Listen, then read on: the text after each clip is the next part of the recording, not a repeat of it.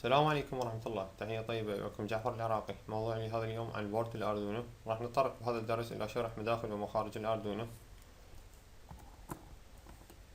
بهذا الجزء من الأردوينو المداخل والمخارج الرقمية، ونستخدمها بالعمل مشروع على الأردوينو، وعن طريقه نقدر نتحكم بالمشروع اللي راح نستخدمه.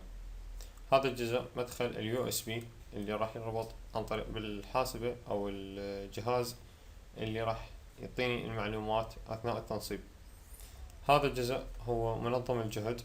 هذا الجزء هو منفذ طاقة، ويستخدم بين 7 فولت إلى 12 فولت. هنا مداخل الطاقة أو التغذية.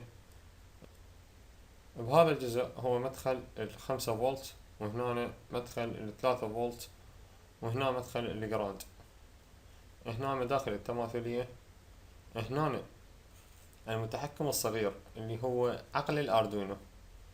هنا زر التصفير أو زر الريستارت. وهنا مداخل ال IC SP.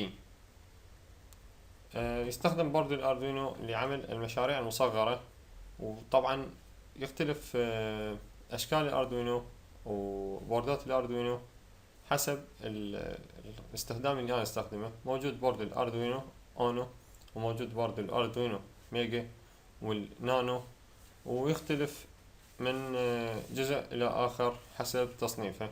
بهذا الجزء أنا استخدمت بورد الأردوينو أونو.